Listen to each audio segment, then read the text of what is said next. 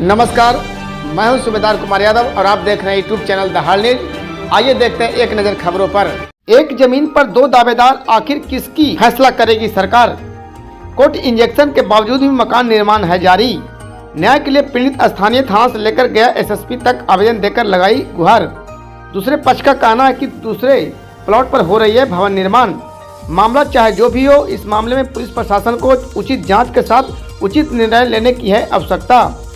बांके प्रखंड के रोशनगंज पंचायत के मदारपुर दीवान बिघा गांव के श्याम सुंदर पासवान ने पत्रकारों को बताया कि जिस जमीन पर मकान बनाया जा रहा है उस जमीन पर टाइटल सूट 2009 में चल रहा है। 2012 में कोर्ट इंजेक्शन लगाया गया था कि जब तक फैसला न हो जाए उस भूमि पर दोनों पक्षों कोई काम नहीं कर सकते। उसके बावजूद भी मकान का काम किया जा रहा है। पीड़ित श्याम सुंदर पासवान ने आगे बताया कि स्थानीय थाना से लेकर सीओ और गया के वरीय अधिकारियों तक आवेदन दे चुके हैं, उसके बावजूद भी मकान का कार्य जारी है। आगे क्या कहते हैं? हमारी जमीन है, हमारे पिताजी के नाम से जमीन थी। चकबंदी में बगल के किसान के नाम से खाता खुल गया था। मैं धारा 35 किया। धारा 35 में हमें आदेश मिला। आदेश के बाद हमारा खतियान निर्गत हुआ।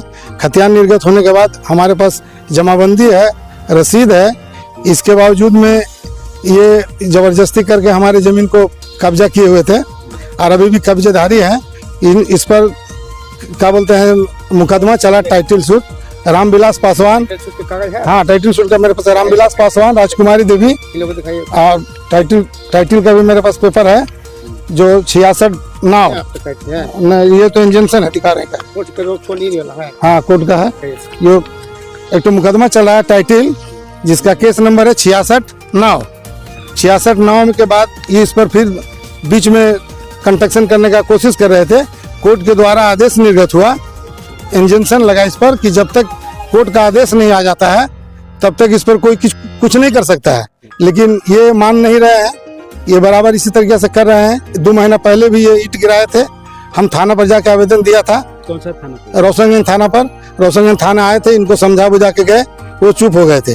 फिर एक मतलब 15-20 दिन आगे दिसंबर में ये क्या बोलते हैं, हम आए थे तो ये कंस्ट्रक्शन करने के लिए मिस्त्री लगा करके सारा काम कर रहे थे। मैं इनको समझाया कि अगर आपकी ज़मीन है तो कोर्ट में मामला चला गया, कोर्ट से डिसीजन मिलेगा, आपको मिल जाएगा, आप ले लीजिएगा, हमारे मिल जाएगा, हम ले लेंगे। मारपीट करके कोई फायदा नहीं है। लेकिन ये बराबर हम यहाँ रहते नहीं हैं। हम बंगाल में क्या बोलते हैं सर्विस करते हैं, सिक्योरिटी से रिलेटेड है, हमेशा ही है, हमें छुट्टी भी नहीं मिल पाता है। इस बीच में क्या बोलते हैं थाना प्रभारी को मैं जाकर इंजेक्शन दिखाया। वो इंजेक्शन देखने से समझ ही नहीं पा रहे थे कि इसमें क्या है नहीं है, वो हमको बरगला रहे थे। इसके बाद मैं अंचलाधिकारी को आवेदन दिया। अंचलाधिकारी को बोला मापी करने के लिए, तो उनका स्टाफ हमको बताया कि जिस पर मामला चल रहा है उसमें नापी नहीं हो सकता है। फिर भी मैं ऑनलाइन आवेदन दिया, एक्सेप्ट नहीं हो रहा था। इसके बाद अपने ड्यूटी पर हम चले गए। इसके बाद मुझे मैसेज मिला कि आपका एक्सेप्ट हो गया है। एक्सेप्ट होने के बाद हम सोचा कि जाएंगे, अब दिसंबर में तो क्लोज चल रहा है, खुलेगा ऑफिस, जाएंगे, इस पर बातचीत होगा। ये फिर क्या बोलते इस तरह से कर रहे हैं। जब हम अगले बार आए थे तो इनका एक छोटा भाई है, वो बोल रहा है कि इस जमीन पर मर्डर होगा। ये बार बार धमकी दे रहा है कि हम तो अकेला है, इन लोग संख्या में है, इन लोग यहाँ रहता है। तो हमारी तो हम डीएसपी साहब को भी आवेदन दिया है, अंचलाधिकारी को आवेदन दिए हैं 16 तारीख के डेट में, अनुमंडल पदाधिकारी को दिए हैं, सभी को आवेदन दिए हैं कि सर ये जमीन इस तरह का है, किसी तरह का विधि व्यवस्था खराब होगा, इस पर आप लोग संज्ञान लीजिए। थाना प्रभारी की तरफ से किसी तरह वो पेपर समझना ही नहीं चाहते हैं, मेरी बात को सुनना ही नहीं चाहते हैं। क्या कहना है इन लोगों ने काम लगाया, क्या कहना है? हाँ, टाइटल सूट जो चल रहा है, तो टाइटल सूट में आदेश है कि जब तक टाइटल का क्लियर नहीं हो जाता है तब तक इंजेक्शन में ये लिखा हुआ है, साफ लिखा हुआ है कि जब तक मामला कोर्ट से डिस्पोजल नहीं होता है, जिसके किसी तरीके से कोई कंस्ट्रक्शन नहीं होगा। लेकिन ये मानने के लिए तैयार नहीं है और थाना भी इंजेक्शन को नहीं समझ पा रहे हैं। आपने लोकल थाना से संपर्क किया? हाँ, लोकल थाना को हम गए थे। हम कल भी लोकल थाना से बात किया था, बड़ा बाबू से बात किए। बड़ा बाबू बोले कि नहीं, सीओ से मिलो। तो मान लिया अभी ये काम कर रहे हैं, विधि व्यवस्था खराब होगा तो सीओ साहब तो उसमें नहीं देखने आएंगे। आप तो प्रशासन है, जिम्मेवारी तो उनकी बनती है। क्या अनहोनी की आशंका आपको लगा? अनहोनी का आशंका है कि हम अकेले हैं, हम अकेले आएंगे, ये लोग मारपीट करेंगे। इनका लड़का वो बोल रहा है कि इसमें मर्डर होगा, तो हमारा किसी दिन भी मर्डर हो सकता है। वो लड़के का नाम, हाँ, सुजीत पासवान, क्या बोल रहे हैं? वो बोल रहा है कि इस जमीन पर मर्डर होगा। कितना जमीन का मामला है? ये जमीन हमारा पे यहाँ 58 डिसमिल है।